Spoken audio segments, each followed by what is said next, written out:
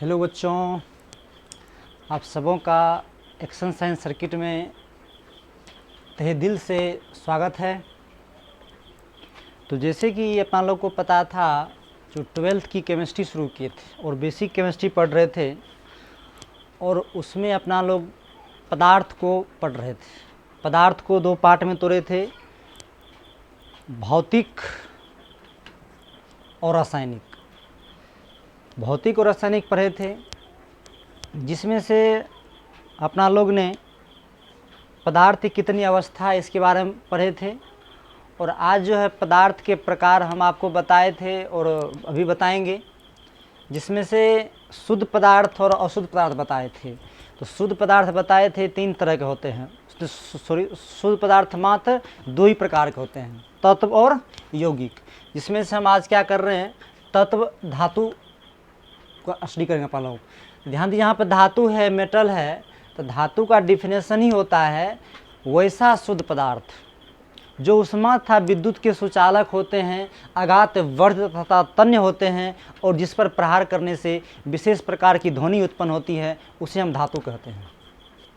तो शॉर्ट में लिख दिए, देख लीजिए, वैसा शुद्ध पदार्थ जो ऊष्मा तथा विद्युत के सुचालक होता है धातु कहलाता है। शॉर्ट में कर दिए।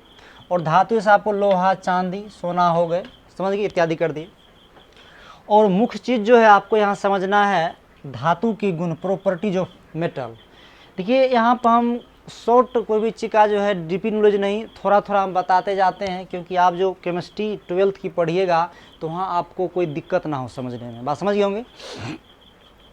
तो धातु के गुण जो है, पहला यही गुण है जो यह ऊष्मा तथा विद्युत के सुचालक होते हैं। देखिए, नाम है सुचालक। सुचालक जिसे लिखते हैं सुगंध। सुगंध, सु मतलब अच्छा, गंध मतलब जो अच्छा गंध होगा उसको सुगंध बोलते हैं। तो वही बात यहाँ पर है, सुचालक। तो सु माने अच्छा चालक है, किसका? विद्युत का। तो चलिए, उसके बाद है इसमें विशेष प्रकार की चमक पाई जाती है, जिसे धातुई चमक कहते हैं। इसी को धात्विक चमक भी कहते हैं।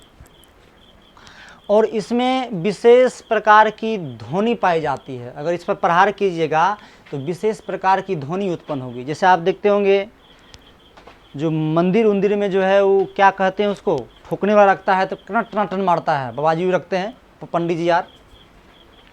तो वही है, इसमें विशेष प्रकार की, मतलब इस प्रहार करने से विशेष प्रकार की ध्वनि निकलती है, जिसे हम धात्विक ध्वनि या धात्विक ध्वनि या धात्विक रस भी कहते हैं इसको। उसके बाद है यह आघात वर्ध होता है। आघात वर्ध का मतलब यह होता है जो आप इस पर आघात कीजिएगा तो नहीं टूटेगा, जल्दी नहीं टूटता है, समझ गए ना। उसके बाद है यह तन्य। यह तन्य होता है। 1 ग्राम सोना से लगभग 2 किलोमीटर लंबा तार आप खींच सकते हैं, इतना तन्य होता है धातु, जैसे सोना आपको बोल दिए। उसके बाद है यह विद्युत धनात्मक, अर्थात इस पर धन आवेश होता है। यह धातु पहचानने का सबसे उत्तम उपाय है, जो धातु पर हमेशा धन आवेश पाया जाएगा। तो वही पर मतलब है यहाँ पर यह विद्युत धनात्मक, अर्थात इस पर धन आवेश होता है। और इसमें इलेक्ट्रॉन त्याग करने की प्रवृत्ति होती है। सीधी बात है, जो इलेक्ट्रॉन त्याग करेगा वो क्या करेगा? मान चलिए मेरे पास पैसा है, हम किसी को दे दिए तो हम पे धन आवेश होगा, जो लिए ऋण आवेश होगा। तो वही बात है, इसमें इलेक्ट्रॉन त्याग करने की प्रवृत्ति होती है। और धातु का जो संयोजी इलेक्ट्रॉन होता है, संयोजी इलेक्ट्रॉन 1, 2, 3 अपवाद के रूप में हीलियम और हाइड्रोजन को छोड़ करके। तो इसका जो संयोजी इलेक्ट्रॉन का मतलब यह होता है, जो पूरा पीरियोडिक टेबल में 6 अक्रिय तत्व है, उसी 6 अक्रिय तत्व को जो इलेक्ट्रॉन ग्रहण करना पड़े या लेना पड़े, कहने का मतलब किसी भी तत्व के आउटरमोस्ट ऑर्बिट में प्रेजेंट इलेक्ट्रॉन को ही संयोजी इलेक्ट्रॉन कहते हैं। तो 1, 2, 3 हो गया, मतलब हमेशा धातु का जो आप संयोजी इलेक्ट्रॉन निकालिएगा तो 1, 2, 3 ही आएगा। अब बाद में हाइड्रोजन और हीलियम है। उसके बाद है इसका संयोजकता, वैलेंसी। संयोजकता क्या होता है?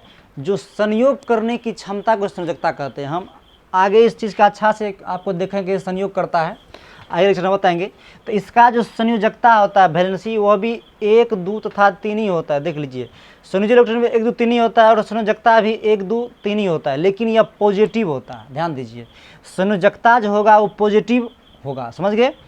उसके बाद जो है अधातु है। सीधी सी बात है, धातु में बताए थे वैसे शुद्ध पदार्थ जो ऊष्मा तथा विद्युत के सुचालक होते हैं, और यह ऊष्मा तथा विद्युत क्या कुचालक होंगे, उसे क्या बोलेंगे? अधातु बोलेंगे। जिसमें हाइड्रोजन, हीलियम, क्लोरीन, फास्फोरस हो गया। अब यहाँ पर है जो अधातु के गुण, तो अधातु के गुण जो यहाँ पर प्रॉपर्टीज ऑफ नॉन मेटल, मतलब यह उष्मा तथा विद्युत के कुचालक होता है। अपवाद के रूप में ग्रेफाइट देख लीजिए, अधातु है लेकिन यह विद्युत के सुचालक है और यह कार्बन के अपरूप है। और यह भी देख लीजिए, यह आपको हम ग्रेफाइट बना दिए हैं। ग्रेफाइट आप लोग देखे हैं, कोई बात हम बताते हैं। देखते होंगे बच्चे सब जो पेंसिल से लिखते हैं ना, वो पेंसिल में जो काला काला अंदर में रहता है वही ग्रेफाइट है और वह विद्युत का बहुत अच्छा चालक है। नहीं तो आप एक्सपेरिमेंट कर सकते हैं। आप क्या कीजिएगा, बल्ब ले करके और तार जोड़ करके और करंट उसमें दीजिएगा, इलेक्ट्रिसिटी, देखिएगा वो बल्ब जलने लगेगा। तो ऐसे ही रहता है पेंसिल टाइप का, देख लीजिए ये ग्रेफाइट है। और अधातु में देखिए चमक नहीं पाई जाती है। अपवाद के रूप में ग्रेफाइट और आयोडीन, यह ग्रेफाइट चमकीला और पूरा फिसलनदार होता है और आयोडीन मतलब अपवाद के रूप में है। ध्वनि इसमें नहीं पाए जाते हैं। यह आघातवर्ध नहीं होते हैं, मतलब यह भंगुर होते हैं, एक बार गिराइएगा तो चकनाचूर हो जाएगा, तुरचूर हो जाएगा ये। उसके बाद है यह तन्य भी नहीं होते हैं। उसके बाद यह विद्युत ऋणात्मक अर्थात ऋण आवेश होता है, इसमें मतलब ऋण आवेश होता है। और यह इलेक्ट्रॉन ग्रहण करता है, वो इलेक्ट्रॉन का त्याग किया था, ये इलेक्ट्रॉन ग्रहण करते हैं।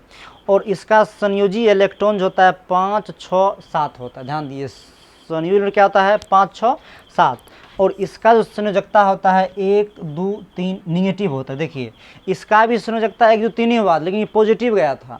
इसका संयोजकता भी 1, 2, 3 ही है लेकिन यह निगेटिव है। इस चीज़ को हम एक लाइन से यहाँ आपको समझा दें, ध्यान दीजिए। यह वैलेंस इलेक्ट्रॉन है और यह वैलेंसी है। सबसे पहले आप यह दिमाग में बैठाइए, आप किसी भी तत्व का वैलेंस इलेक्ट्रॉन निकालिएगा तो वो 1 से लेकर के 8 तक हो सकता है। ये बात में पहले बैठा लीजिए, किसी भी तत्व का वैलेंस इलेक्ट्रॉन निकालिएगा तो 1 से लेकर 8 तक हो सकता है। लेकिन आप वैलेंसी कोई भी तत्व का निकालिएगा तो 1 से शुरू होकर 4 तक ही जाएगा। ये बात दिमाग में बैठा लीजिए, ज़्यादा नहीं हो सकता है। वैलेंसी 4 से ज़्यादा कभी नहीं होगा और वैलेंस इलेक्ट्रॉन 8 तक जा सकता है। कोई भी तत्व का वैलेंस इलेक्ट्रॉन निकालिएगा तो 1 से 8 तक जाएगा, लेकिन वैलेंसी निकालिएगा तो 4 तक ही आएगा। तो देख लीजिए, तो हमने क्या किया, वैलेंस इलेक्ट्रॉन 1, 2, 3, 4, 5, 6, 7, 8 तक लिख लिए। और वैलेंसी हम क्या किए, पहले 1, 2, 3, 4 ज़्यादा नहीं होगा। अब 4 से हम क्या किए, 8 में से, यहाँ ध्यान दीजिएगा, 8 में से 5 को घटा दीजिए, कितना आ जाएगा, 3 आ जाएगा। फिर 8 में से 6 घटा लीजिए, 2 आ जाएगा। 8 में से 7 घटा लीजिए, 1 आ जाएगा। 8 में से 8 घटा दीजिए तो 0 आ जाएगा। आप समझिए ध्यान से। तो हम क्या बताए थे, इलेक्ट्रॉन जो होता है इसमें त्याग करने की प्रवृत्ति होती है। धातु का संयोजी इलेक्ट्रॉन तो कितना होता है, 1, 2, 3 होता है। तो संयोजी इलेक्ट्रॉन यह है 1, 2, 3 और इसका संयोजकता 1, 2, 3 होगा। ध्यान दीजिए, तो 1, 2, 3 होगा तो यह पॉजिटिव, देखो वहाँ लिख दिए हैं पॉजिटिव, तो यह क्या होगा, धातु होगा। समझ के बात को। उसके बाद 3, 2, 1 कहने का मतलब है जब 5, 6, 7 देख लीजिए। और धातु में क्या संयोजन कितना है, 5, 6, 7 है। तो यहाँ देखिए 5 है, 6 है, 7 है। बात समझ गए। और संयोजकता जो है देखिए सेम ही है, 1, 2, 3 ही है, मतलब 1, 2, 3 ही है, बशर्ते यह निगेटिव है। देख लिए।